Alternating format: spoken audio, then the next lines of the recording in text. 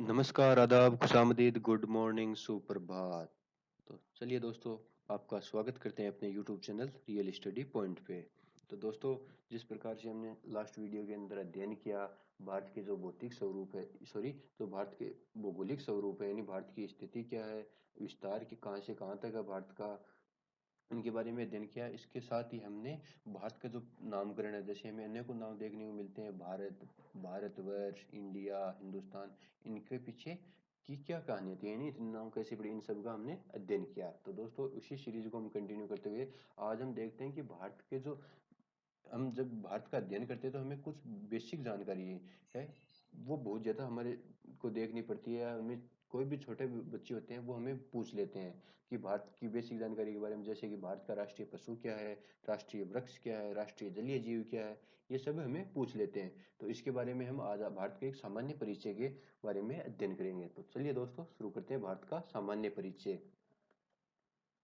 दोस्तों, भारत भारत एक नज़र में। तो दोस्तों, चलिए आज की सीरीज हम शुरू करते हैं। यानी हमारे देश का नाम क्या है? भारत। भारत यानी हम किस देश के निवासी हैं? भारत के। हम किस देश के बारे में अध्ययन कर रहे हैं? भारत के बारे में। तो दोस्तों, भारत देश के है उसके अन्य नाम क्या क्या है?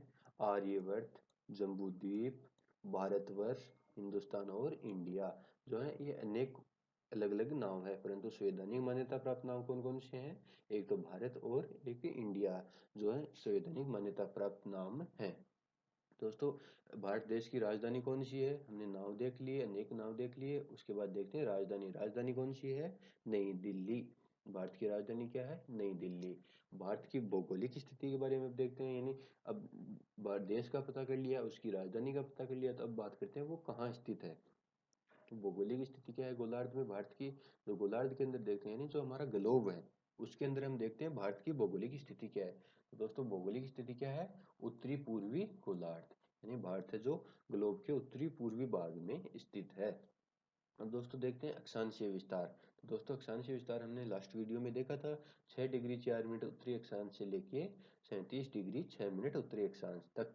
यानी जो ये 6 डिग्री 4 मिनट लिया गया है, ये कहाँ से लिया गया है?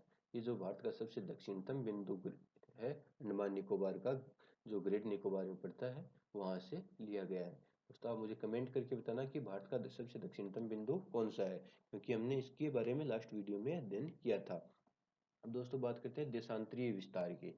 यानी अक्षांशीय विस्तार हो गया, इसके बाद देशांतरीय विस्तार। दोस्तों, देशांतरीय विस्तार है 68 डिग्री 7 मिनट पूर्वी देशांतर से लेकर 97 डिग्री 25 मिनट पूर्वी देशांतर।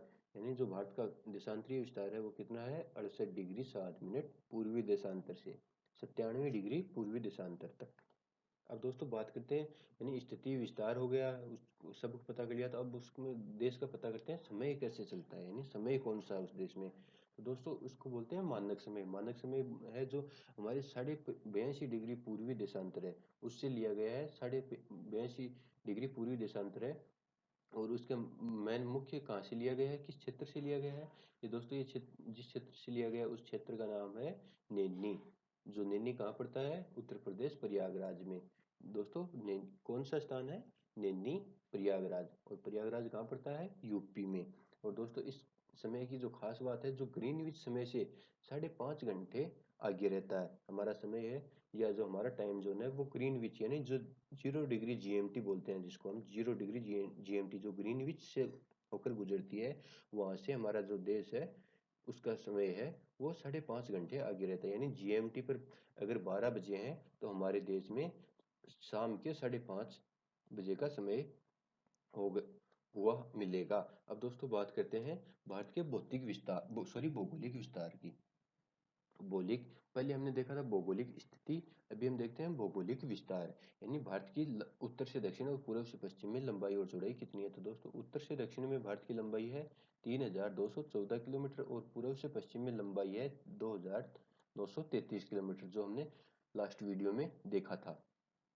दोस्तों, बात करते हैं भारतीय स्थलीय सीमा की। यानी सब कुछ देख लिया हमने, स्थिति विस्तार और देख लिया, अब तो देखते हैं कि उस देश की स्थलीय सीमा कितनी है।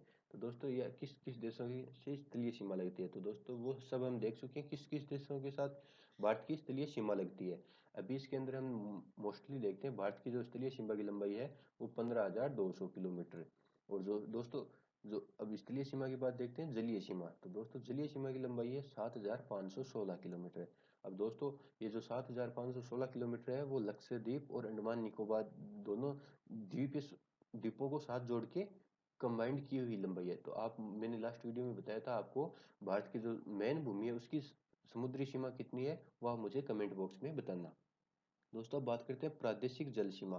दोस्तों प्रादेशिक जल सीमा क्या होती है, मैं आपको पहले एक शॉर्ट रूप में बता देता हूँ कि कोई भी देश की जो समुद्री सीमा जहाँ से स्टार्ट होती है, यानी कोई भी देश हो जिसकी मैन भूमि खत्म होती है और समुद्री सीमा स्टार्ट होती है, वहां से लेके कुछ क्षेत्र तक उस देश की उस जो मैन भूमि से कुछ क्षेत्र आगे तक, यानी समुद्र में कुछ क्षेत्र, कुछ क्षेत्र तक या कुछ स्थान तक जिसको बोले, वहां तक होती है प्रादेशिक सीमा। यानी जो मैन भूमि खत्म हो गई, उसके बाद जैसे ही जल का जो समुद्र का क्षेत्र स्टार्ट होता है, वहां से काफी दूर तक भारत, कोई भी देश हो उसकी जल सीमा होती है। यानी ऐसे नहीं है कि जहाँ से स्टार्ट हो गया वहीं पे खत्म हो गया, नहीं, वो उसके काफी दूर तक होती है। तो दोस्तों भारत की जलीय जो समुद्री सीमा है वो कितनी है, 12 समुद्री मील तक, यानी 12 समुद्री नॉटिकल माइल। दोस्तों ये हम आगे चर्चा करेंगे 12 नॉटिकल माइल कितना होता है। तो आप दोस्तों समझ गए होंगे प्रादेशिक जल सीमा कितनी होती है।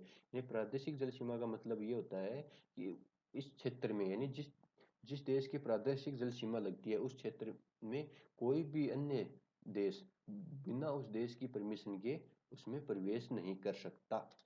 अब दोस्तों बात करते हैं जलवायु की, यानी भारत की जलवायु कैसी है। तो दोस्तों भारत की जलवायु कैसी है, मानसूनी जलवायु। वो हम आगे भारत के मानसूनी या भारत की जलवायु के अंदर अध्ययन करेंगे कि जलवायु, मानसूनी जलवायु किस प्रकार है।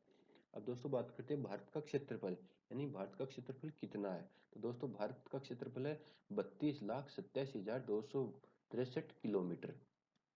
अब दोस्तों क्षेत्रफल कितना है, वर्ग किलोमीटर। दोस्तों वर्ग किलोमीटर 32,87,263 वर्ग किलोमीटर, यानी भारत का क्षेत्रफल कितना है, 32,87,263 वर्ग किलोमीटर। तो अब विश्व में भारत का क्षेत्रफल देखते हैं कितना है, यानी विश्व में कितना है। ये तो भारत का हो गया, तो देखते हैं विश्व में। विश्व में भारत का जो हिस्सा है क्षेत्रफल में वो है 2.42%, यानी 2.42% है। वो भारत है पूरे विश्व में स्थान घेरे हुए है। अब दोस्तों बात करते हैं क्षेत्रफल की दृष्टि से विश्व में कौन सा स्थान है भारत का। तो दोस्तों क्षेत्रफल की दृष्टि से विश्व में भारत का 7वां स्थान है, यानी क्षेत्रफल की दृष्टि से विश्व में भारत का 7वां स्थान है। अब दोस्तों हम बात करते हैं जनसंख्या की दृष्टि से भारत का स्थान कौन सा है। तो दोस्तों जनसंख्या की दृष्टि से भारत का दूसरा स्थान है। दोस्तों प्रथम स्थान पे कौन है, आपका प्रथम स्थान पे है सबसे प्यारा देश चीन, जो सबसे ज्यादा नापाक हरकतें करता है। यानी जनसंख्या की दृष्टि से भारत का दूसरा स्थान है और पहला स्थान किसका है, चीन का। और चीन है जो सबसे ज्यादा नापाक हरकतें करता है भारत के साथ। अब दोस्तों आगे हम बात करें, जनसंख्या हो गई, इसके बाद सब जनसंख्या, तो सॉरी दोस्तों मैं जनसंख्या इसलिए नहीं ले रहा हूँ क्योंकि 2021 में दोबारा से जनगणना होनी है और उसके आंकड़े आपके सामने आएंगे, इसलिए मैंने ये जनसंख्या छोड़ दी है। वैसे 2011 की जनसंख्या के अनुसार, भारत जनगणना के अनुसार भारत की जनसंख्या कितनी है, 121 करोड़, यानी 121 करोड़। अब दोस्तों बात करते हैं भारत में लिंगानुपात। दोस्तों ये भी लास्ट जो 2011 की जनसंख्या के अनुसार ही है, परंतु मैं इनको इंक्लूड कर रहा हूँ। दोस्तों लिंगानुपात कितना है, 943 प्रति हजार पुरुषों पर लो। तो पहले तो ये जान लेते हैं लिंगानुपात क्या होता है। दोस्तों लिंगानुपात होता है 1000 पुरुषों पर महिलाओं की संख्या। तो दोस्तों 1000 पुरुषों पर महिलाओं की संख्या कितनी है भारत में, 943, जो कि बहुत ही कम है। क्योंकि दोस्तों ये हजार के आंकड़ों पर हमें कम लग रही है कि, सॉरी, जो हजार के आंकड़ों पे हमें बहुत ज्यादा लग रही है, परंतु जैसे ही ये आंकड़े बढ़ते हैं, जैसे हजार से लाख, लाख से करोड़, फिर 10 करोड़, इस प्रकार से बढ़ते हैं, तो दोस्तों ये जो है जो 943 का जो रेशियो है ये बहुत ही कम लगने लगता है। तो दोस्तों इस प्रकार से जो हमारे लिंगानुपात है वो बहुत ही कम है। और लिंगानुपात न होने कम होने की वजह से अनेक क्राइम को भी हम जन्म देते हैं। तो अब दोस्तों बात करते हैं जनसंख्या घनत्व। तो पहले देखते हैं जनसंख्या घनत्व क्या होता है, यानी एक वर्ग किलोमीटर में जितने लोग निवास करते हैं उसको बोलते हैं जनसंख्या घनत्व है। तो कितने जनसंख्या घनत्व कितना है भारत का, भारत का जनसंख्या घनत्व है 382 व्यक्ति प्रति वर्ग किलोमीटर, यानी एक वर्ग किलोमीटर में भारत में 382 लोग निवास करते हैं। अब दोस्तों बात करते हैं कुल साक्षरता। तो दोस्तों पहले तो जान लेते हैं साक्षरता क्या होती है। नहीं, साक्षरता होती है, जैसे ये आपके सामने नाम लिखा हुआ है भारत, इसको मैंने पढ़ लिया और समझ गया कि ये भारत लिखा हुआ है और इसका मतलब क्या है, यानी भारतीय एक हमारे देश का नाम है। इसके बाद ये नज़र हमने पढ़ लिया, ये नज़र लिखा हुआ है, नज़र किसको बोलते हैं वो ये मैं समझ गया। तो दोस्तों इसको बोलते हैं साक्षरता, यानी तो इस प्रकार से हमारी साक्षरता कितनी है, जो है 73%, जो कि बहुत ही कम है। अब दोस्तों इनमें बात करते हैं कि पुरुष साक्षरता कितनी है, यानी पुरुषों की साक्षरता कितनी है। तो हम पुरुषों की साक्षरता है 80.9%, जो कि बहुत ही कम है। यानी इसको राउंड फिगर में ले तो हम 81%, 81% है भारत की जो है साक्षरता, हम पुरुषों की साक्षरता देखने को मिलती है। दोस्तों बात करते हैं महिला साक्षरता। इन पुरुषों के बाद महिलाओं की साक्षरता कितनी है, महिलाओं की साक्षरता प्रतिशत दर है वो तो पुरुषों के तो मुकाबले बहुत ही ज्यादा दयनीय है, यानी 64.6%, यानी बहुत ही खराब है साक्षरता दर महिलाओं की। अब दोस्तों बात करते हैं कि राज्यों की संख्या, यानी भारत में कितने राज्य हैं। तो दोस्तों भारत में 28 राज्य हैं, क्योंकि पहले 29 राज्य थे, उसके बाद पहले 28 थे, उसके बाद तेलंगाना राज्य नया बना तो उसके बाद 29 हो गए। फिर जो जम्मू कश्मीर राज्य था उसको दो केंद्र शासित प्रदेशों में विभाजित कर दिया गया, तो फिर से 28 राज्य हो गए। अब दोस्तों बात करते हैं केंद्र शासित प्रदेशों की संख्या। तो दोस्तों आप यहाँ पे 8 केंद्र शासित प्रदेश देख के आश्चर्यचकित हो सकते हैं, तो इसकी परंतु एक्चुअल में 8 ही हैं। बताता हूँ कैसे। पहले जो केंद्र शासित प्रदेश थे वो कितने थे, पहले थे हमारे 7 केंद्र शासित प्रदेश। कितने केंद्र शासित प्रदेश थे, 7। उसके बाद हमने क्या किया, जो जम्मू कश्मीर राज्य था उसको तोड़ के दो केंद्र शासित प्रदेश बना दिए, यानी जम्मू कश्मीर राज्य को हटा दिया और वहाँ पे दो केंद्र शासित प्रदेश बना दिए, एक तो जम्मू कश्मीर और एक बना दिया लद्दाख। तो कितने हो गए दोस्तों, ये हो गए हमारे 7 2 9। अब दोस्तों उसके बाद हमने क्या किया, यानी 2017 के अंदर हमारे जो थे वो 7 केंद्र शासित प्रदेश थे। 2018 के अंदर हमने क्या किया, दो और जोड़ दिए तो कितने हो गए, 9। उसके बाद दोस्तों 2019 के अंदर, 2019 के अंदर 2018 तक तो हमारे 7 केंद्र शासित प्रदेश थे। फिर 2019 में हमने क्या किया, दो केंद्र शासित प्रदेश और जोड़ दिए, यानी जम्मू कश्मीर और लद्दाख को। तो दोस्तों कितने केंद्र शासित प्रदेश हो गए, 9। और दोस्तों 9 केंद्र शासित प्रदेश हो गए। उसके बाद हमने क्या किया 2020 में, यानी 2020 में हमने क्या किया, 2020 में हमने दो केंद्र शासित प्रदेशों को मर्ज कर दिया, यानी दो केंद्र शासित प्रदेशों को मिला दिया। दो केंद्र शासित प्रदेश कौन कौन से थे, दमन और दीव। दमन और दीव, एक तो था आपका दमन और एक था दीव, ये एक केंद्र शासित प्रदेश था दमन, और दूसरा दादर नगर हवेली। दादर दादर नगर हवेली, ये जो दो केंद्र शासित प्रदेश थे इनको मर्ज कर दिया गया। तो फिर से कितने हो गए दोस्तों, हमारे पास 8, यानी 2018 में हमारे पास 2018 में हमारे पास 7 केंद्र शासित प्रदेश थे। 2019 में हमने दो केंद्र शासित प्रदेश और बनाए, तो दो और केंद्र शासित प्रदेश बनाते हमारे पास कितने हो गए, 9।